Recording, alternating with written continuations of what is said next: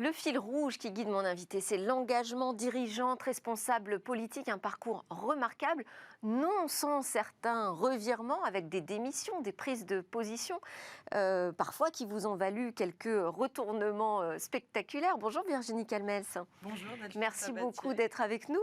Merci de votre invitation. On va parler de votre troisième vie, comme vous la présentez évidemment, en tant que présidente fondatrice d'une école Futurae, qui est dédiée aux industries créatives, mais plus largement au métier de demain. Je voulais parler de votre parcours parce que c'est intéressant de savoir d'où on vient pour comprendre ce que l'on fait aujourd'hui, il me semble.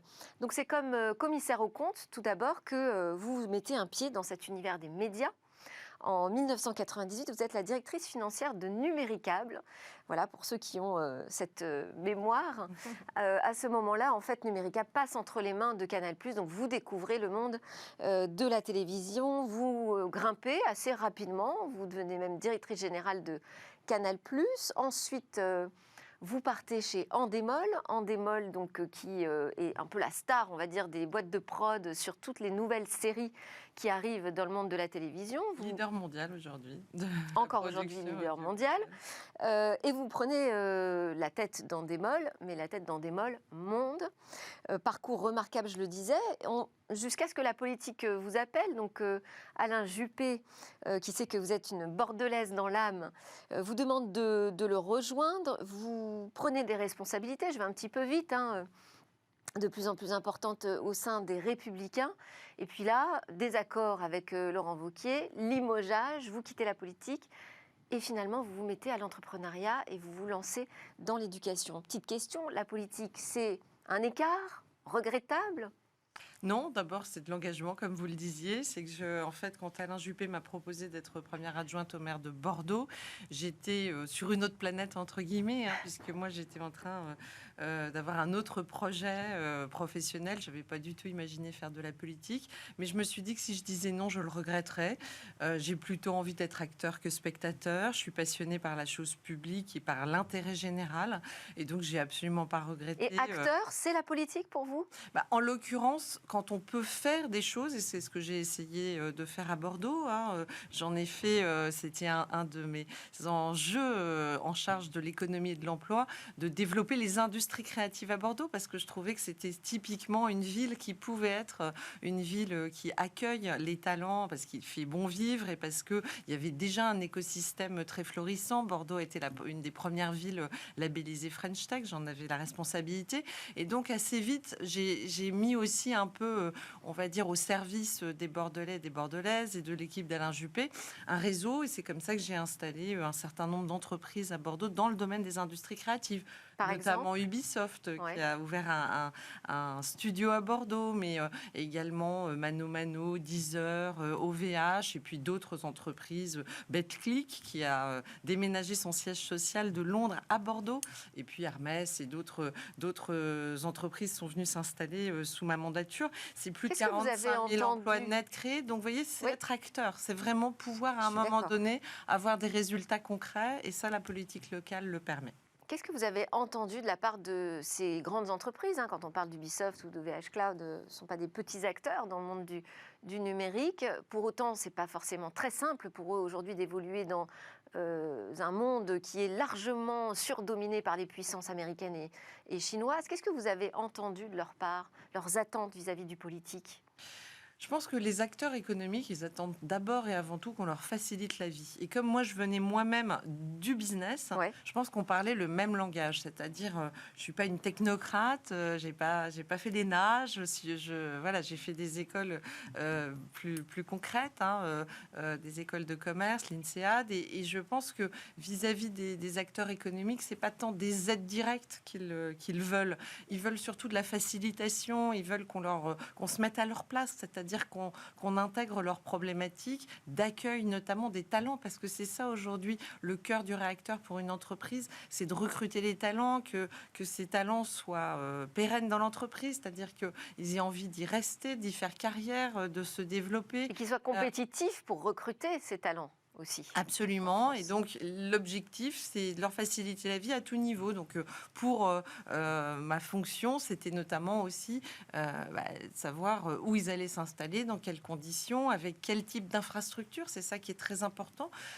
Donc, évidemment, tout ce qui va pour une entreprise. C'est pour ça que je me suis beaucoup battue souvent sur les sujets de la fibre, d'apporter la 4G, voire demain la 5G, parce que c'est ça qui permettra le développement économique sur l'ensemble d'un territoire. C'est évidemment la communicabilité. On parle d'entreprises qui travaillent avec l'international, donc d'avoir des beaux réseaux de transport, de pouvoir se relier au monde. Si on parle d'Ubisoft, vous le savez, ils ont des studios bien au-delà de l'Hexagone, donc au Canada, en Australie. Enfin, voilà. Donc, on a besoin, en fait, je pense, de se mettre à la place des entrepreneurs, des entreprises et l'emploi qui est clé. Comment attirer les talents et comment essayer de dynamiser tout un pôle d'emploi. C'est pour ça que la notion de cluster, de mettre ensemble tout un tas d'activités qui sont un peu connexes, permet de dynamiser un marché de l'emploi et d'attirer des talents. Alors, je disais en présentation que votre parcours était remarquable et dans l'introduction même que on avait peut-être l'impression que le plafond de verre devenait un mythe avec vous. Vous avez ressenti qu'il existait ce plafond de verre en tant que femme ou jamais ? En fait, j'ai eu la chance d'avoir des personnes qui m'ont fait confiance jeune. Donc, j'ai plus ressenti le problème d'avoir des responsabilités jeunes que d'être femme pendant des années. Une de mes phrases fétiches, c'est celle de Jefferson qui dit « Plus je travaille, plus j'ai de la chance ». Donc, j'ai eu beaucoup de chance. J'ai aussi beaucoup travaillé. Après, quand je suis rentrée en politique, là, j'ai ressenti quand même que le fait d'être une femme était peut-être un peu plus complexe. D'abord, il y en a moins et peut-être qu'on concentre un peu plus les regards et du coup les critiques également. J'avais moins ressenti cette limite d'être une femme dans ma vie professionnelle. Aussi, j'ai travaillé dans des environnements anglo-saxons. En démol, était présent dans plus de 30 pays. Quand j'ai après été présidente du conseil de surveillance d'Euro Disney, je travaillais avec des Américains. Le monde anglo-saxon est très focalisé sur les résultats et peut-être un peu moins sur des sujets qui peuvent être ceux de la parité ou de la jeunesse. Alors, donc 2019, vous décidez d'entamer, vous dites votre troisième vie. Vous créez un groupe d'enseignement CV Éducation et une école, en repartant vraiment d'une page blanche, dédiée aux métiers de demain dans le domaine des industries créatives. Pourquoi est-ce que vous considérez aujourd'hui que ce sont ces industries créatives qui seront les métiers de demain ? Je pense qu'en fait, vous le savez, les études le démontrent. Il y a une étude de Dell, par exemple, qui dit que 85% des métiers de 2030 ne sont pas connus aujourd'hui. Ouais. Donc, on comprend qu'en fait, ce qu'il va falloir, c'est s'adapter à des métiers qui n'existent pas. En revanche, ce que l'on sait, c'est qu'il y a des compétences qui sont nécessaires pour demain embrasser des métiers qui ne sont pas forcément encore connus. Les compétences de créativité, du monde de l'image, de la technologie, du digital au sens large, sont une évidence pour ce monde de demain. Donc en fait, on n'a pas la prétention de savoir mieux que d'autres ce que seront ces métiers de 2030, puisque justement, beaucoup d'acteurs le disent avec humilité. On voit beaucoup de métiers qui disparaissent, mais de métiers qui se créent.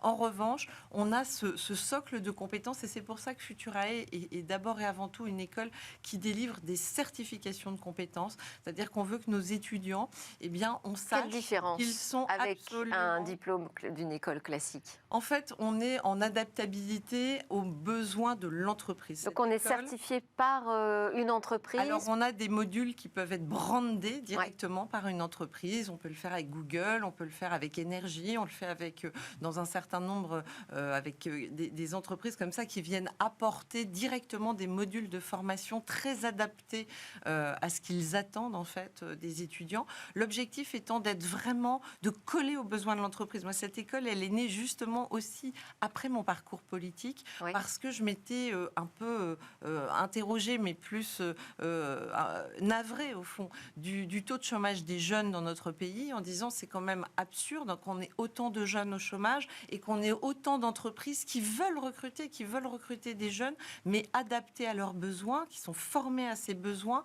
Et du coup, il y avait besoin de faire se rencontrer en fait les besoins des des entreprises et les formations des étudiants. Et donc, ce qu'on veut, c'est être très, très, très flexible, adaptable. C'est ce que j'allais dire, parce que dans le domaine du numérique, ça bouge tellement. Il y a une obsolescence. Les besoins de compétences vont d'un sujet à un autre assez rapidement, plus rapidement que ne peut le suivre une école. Vous avez raison, il y a une obsolescence très rapide des technologies elles-mêmes. C'est-à-dire que certains logiciels qui étaient utilisés dans de l'animation 3D il y a 2, 3, 4 ans ne sont plus aujourd'hui les mêmes. Donc on a besoin de coller à ce besoin des entreprises. Comment on le fait ça très concrètement dans une école? Parce qu'en fait, j'ai une trentaine de CEO, de patrons, soit créateurs, soit dirigeants de très grandes entreprises du secteur, qui me font l'amitié de venir intervenir dans l'école, qui sont à la fois inspirants pour les étudiants et qui interviennent en masterclass, mais plus que ça, qui donnent de leur temps aussi pour le conseil stratégique de l'école. Moi, mon objectif, quand le patron de Thales vient chez Futurae, ou le patron d'Ubisoft, ou le patron de Google, ou Microsoft... Xavier Niel, on a vu aussi en conférence. Absolument, qui intervient en masterclass. L'objectif, c'est surtout d'échanger avec eux pour justement bien être, vous voyez, en ligne avec leurs besoins.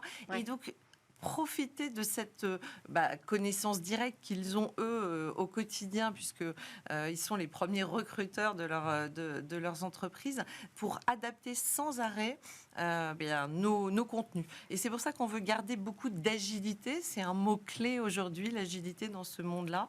Donc, ne pas être trop rigide et pouvoir sans arrêt s'adapter et se tourner vers cette évolution qui tous les jours, en fait, on a un besoin de veille permanent parce que tous les jours, ça change, ça s'adapte, ça évolue. Et ce qu'on dit souvent à nos étudiants, c'est qu'on veut leur apprendre à apprendre parce qu'on ne pourra plus faire ce qu'on a fait à une époque. On avait un diplôme, on était reconnu et puis après, on avait un métier pour toute la vie. Là, il va falloir sans arrêt se remettre à la page, voire continuer à se former tout au long de la vie. Et oui, parce que, on le voit ne serait-ce qu'avec le sujet du métavers, qui a été balayé d'un revers de main là, par le sujet ChatGPT, des intelligences artificielles génératives. Ça vient directement défier le métier des créatifs aujourd'hui. Oui, ça va peut-être les défier. Pour autant, on reste convaincu, et c'est aussi pour ça qu'on croit en l'âme humaine et en la compétence, que la créativité, les émotions, l'imagination, bien sûr qu'on voit la révolution de ChatGPT, mais on est aussi conscient, et heureusement d'ailleurs, qu'il va y avoir besoin justement de faire un tri derrière ce qui est une simple connaissance et agrégation de connaissances via l'intelligence artificielle, et puis de ce qui est de la vision, de la conception, de l'émotion et de la création. On le voit dans le jeu vidéo. Il va falloir apprendre quand même à travailler avec ce nouvel outil. De toute façon, il est évident qu'il va falloir maîtriser des outils qui tous les jours évoluent. Alors ce sera peut-être celui-là ou pas, parce que vous savez, il aura peut-être à un moment donné un coup de frein. Il ne faut pas non plus...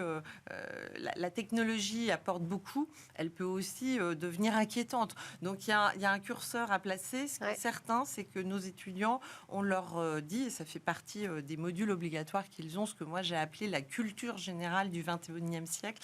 Ils ont une acculturation à l'intelligence artificielle, mais aussi à la cybersécurité, mais aussi au RSE, tout ce qui est développement. Et comment elle se fait, cette acculturation? Justement avec des interventions de personnalités externes à l'école? Absolument, on a des intervenants. Pas des cours professorales? Non, en fait, ce qu'on a voulu, c'est que ce soit d'abord pour les étudiants, et on est ravis des satisfactions. Les taux de satisfaction de nos étudiants sont extrêmement élevés parce que justement, ils ont affaire à des professionnels qui viennent leur transmettre un savoir un peu comme... Il faut savoir transmettre aussi. Un peu comme ils formeraient un stagiaire. Alors en général, c'est des personnes quand même qui ont déjà une expérience de la transmission, qui aiment ça tout particulièrement. Ça se prépare, donc c'est un engagement, ça se prépare. Des cours, c'est pas... Alors, je parle pas des masterclass où là, un dirigeant d'entreprise, lui, n'a pas forcément besoin d'un grand temps de préparation, mais des modules de formation, bien évidemment que ce n'est pas donné à tout le monde. Mais en revanche, on est très heureux d'accueillir au sein de l'école des intervenants professionnels qui ont un autre métier et qui viennent donner plusieurs dizaines d'heures de cours très préparés en amont à nos étudiants, parce que c'est très interactif, c'est très pragmatique, ils savent absolument de quoi ils parlent, et comme vous le disiez, c'est un peu moins théorique. Donc pour nos étudiants... ils viennent faire leur marché aussi peut-être à l'école, non? Bien sûr, c'est aussi ça que j'ai Ça crée un premier réseau. C'était créer, pour moi, l'égalité des chances, ça passe aussi par là. C'est donner à des étudiants qui n'ont pas forcément, de par leur famille, l'endroit d'où ils viennent, ils n'ont pas forcément les relais, les réseaux et les connexions avec les futurs employeurs. Et du coup, ça crée aussi ce lien. Et pour effectivement les dirigeants ou les personnes directement en charge de ces modules de formation, c'est une capacité à sélectionner et à voir des étudiants candidater chez eux et à les recruter. Aujourd'hui, le recrutement est devenu un sujet majeur dans le domaine du numérique. Et alors, ce sujet de l'inclusion, on va le dérouler tout du long. C'est notre fil rouge à nous aujourd'hui, en particulier dans Smart Tech, puisqu'on va recevoir Diversity Days avec un fonds d'investissement qui est un fonds à impact, donc qui travaille beaucoup sur ce sujet. Comment est-ce que vous l'abordez, ce thème de l'inclusion? Première question. Et deuxième question, parce que c'est la question en fait, du ticket d'entrée à l'école. Hein. C'est une école post-bac. Mais c'est ouvert à tous. Quelles sont les conditions d'entrée? Comment on fait pour favoriser peut-être la féminisation aussi dans ces secteurs de la tech? C'est toujours difficile le sujet de la féminisation, donc on pense que l'exemple peut être une bonne chose. C'est pour ça qu'on a aussi des intervenantes féminines, parce que c'est important. Moi, je crois aussi au rôle modèle, etc. On essaye de plus en plus. Alors, dans certaines branches, comme le marketing digital, on arrive quasiment à 50% de femmes. En revanche, dans le jeu vidéo, l'animation 3D, on voit que c'est 30%, 35%. On était assez heureux chez Futurae d'avoir plus de 35% de femmes au total, ce qui était pas mal par rapport au monde en général dans ces c'est plus que la moyenne. Voilà, un peu plus que la moyenne. Dans le jeu, c'est assez égalitaire finalement. Alors le jeu est très égalitaire quand il s'agit de regarder les gamers, et c'est d'ailleurs pour ça, c'est un marché d'abord qui est énorme, qui est en croissance et qui finalement est très égalitaire entre hommes et femmes. En revanche, quand on regarde dans les formations, souvent on peine un peu plus à féminiser. Donc ça fait partie de nos challenges, c'est très important, et a fortiori on a une équipe qui est très féminine, donc on a envie d'attirer encore plus de femmes. Vous-même, vous vous entourez de femmes, Absolument. Vous aidez les femmes à grandir dans l'entreprise. Depuis longtemps, non pas parce que je suis une défendresse de la féminisation à tout prix, simplement parce que j'avais fait de la compétence le critère numéro 1 de recrutement, et sans le faire vraiment sciemment, volontairement, on se rend compte que si justement on n'impose pas de plafond de verre et qu'on est sur un critère de compétence, ça m'était arrivé vraiment chez Endemol de me rendre compte que soudain il y avait beaucoup plus de femmes que d'hommes au comité exécutif. C'est bien de le rappeler. Une bonne chose. Et je pense que plus les femmes, en fait, comme on est nous-mêmes concernés, on se met moins de barrières, on sait qu'on peut gérer des maternités, on sait qu'on peut faire confiance aux femmes. Et du coup, mécaniquement, je m'étais aperçue que j'avais plus de femmes que d'hommes. Et chez Futurae, c'est encore la même chose. On a une équipe d'encadrement de l'école, à la fois au niveau développement commercial, pédagogique, et toute l'équipe qui est très féminine. Alors, quels sont ces métiers en tension que vous identifiez, sur lesquels vous travaillez plus particulièrement? Alors, on a 6 bachelors, donc on est sur il y a le jeu vidéo, l'animation 3D, le marketing digital, le web design, la communication digitale ou les techniques audiovisuelles web. Donc, selon les bachelors, ce ne sont pas les mêmes types de métiers, mais par exemple, un VFX artiste, par exemple, là, qui va vraiment travailler à l'élaboration de personnages dans l'animation 3D, par exemple, un full stack développeur, tout ce qui est autour du business intelligence développeur. On a aussi dans le marketing digital un responsable influenceur, qui a un sujet majeur aujourd'hui, mais ça fait partie de ces métiers nouveaux qui sont nés et qui sont très importants aujourd'hui pour booster un chiffre d'affaires d'une entreprise. On a des spécialistes comme ça de l'influence. On va leur donner des cours juridiques, parce que maintenant il y a tout un socle de régulation là, qui s'installe sur ces nouveaux métiers. Justement. Et ça fait partie de ces modules obligatoires qu'ils ont. On a aussi tout ce qui est propriété intellectuelle, le RGPD, le contexte, protection des données. Absolument, RGPD est clé. Et donc ça fait partie. Et là, on a carrément des avocats qui viennent intervenir à l'école. Donc on voit bien que selon les sujets dont nous parlons, effectivement, c'est pas du tout les mêmes profils d'intervenants. Mais on ne peut pas aujourd'hui aborder tous ces métiers sans sans avoir ce package en fait de connaissances. Un game designer, enfin tout ce qui est UX design pour tout ce qui est site, tout ce qui est vidéo content. Enfin, vous voyez, en fait, il y a un nombre de métiers incroyables derrière toutes ces formations. Ça leur laisse d'ailleurs, si on choisit par exemple le bachelor jeux vidéo, ça laisse une très grande palette de métiers possibles dans l'industrie du jeu vidéo. C'est ça qu'on a peut-être du mal à voir quand on regarde un peu de loin, quand on est encore jeune, au collège, au lycée. On ne se rend pas compte de la multiplicité des métiers qui s'offrent à nous. Une actualité peut-être, je ne sais pas, qu'est-ce que vos projets avec l'école, comment vous voyez les choses évoluer? Il y a de plus en plus d'écoles aujourd'hui du numérique. L'école se développe bien. On a ouvert en 2020, donc c'est une école récente, mais là, vous voyez, on vient de prendre 700 mètres carrés supplémentaires, donc on se développe. Pour en faire quoi?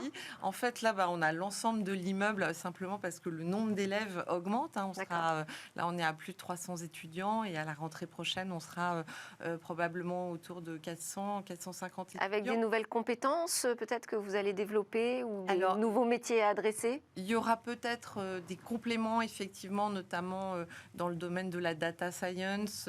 On va peut-être développer un master spécialisé, des choses comme ça qui sont en réflexion. On veut aussi, mais on n'a pas encore eu le temps parce que tout ça s'est fait dans des délais courts, développer des formations à destination de personnes beaucoup plus âgées, des formations courtes pour permettre de se réorienter dans une carrière, par exemple, ou de compléter, parce qu'il faut avoir l'humilité de reconnaître que tout ça va très vite et qu'à certains moments, on se sent dépassé. Et donc, je pense qu'à tout âge, on va avoir besoin de ces mises à niveau dans des domaines spécifiques.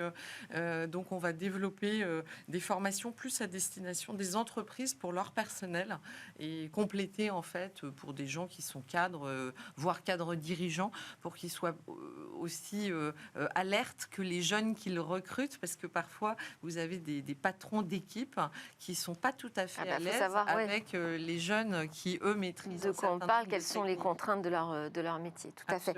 On termine, Virginie Camez, très rapidement par l'interview express. Vos rêves, Virginie?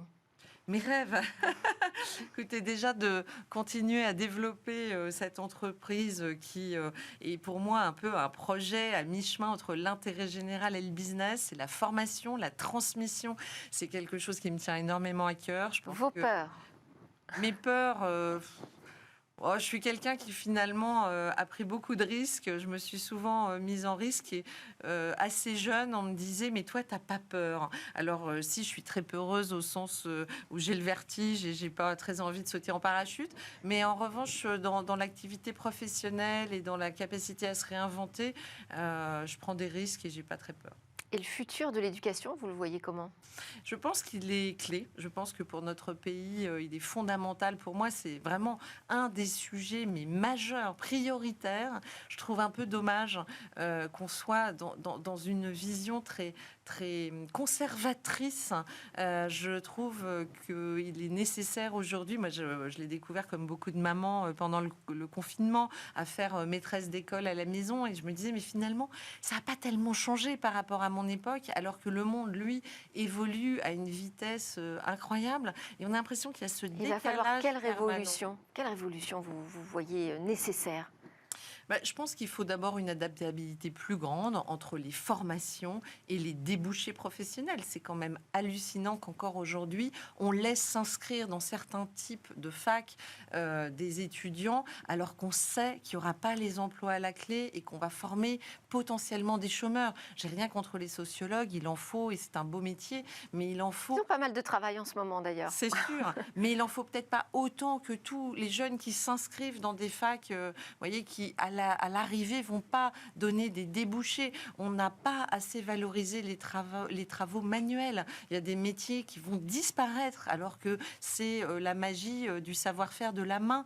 Et donc je pense que le 100% d'une classe d'âge au baccalauréat, ou le fait de vouloir orienter systématiquement des jeunes vers des formations longues type Bac+5 qui débouchent au chômage, a quand même été assez dramatique. Et donc je crois que revenir à plus de connexion avec l'employabilité, l'employabilité me semblerait quelque chose de fondamental. Virginie Calmet, c'était votre entretien dans Smart Tech. Merci beaucoup d'avoir été avec nous. Vous dirigez et vous avez fondé cette école Futurae qui pense aux métiers de demain. On a découvert tout ça avec vous. On se retrouve juste après la pause. On va continuer de parler, nous, notre fil rouge aujourd'hui, vous l'avez compris, d'inclusion dans le numérique.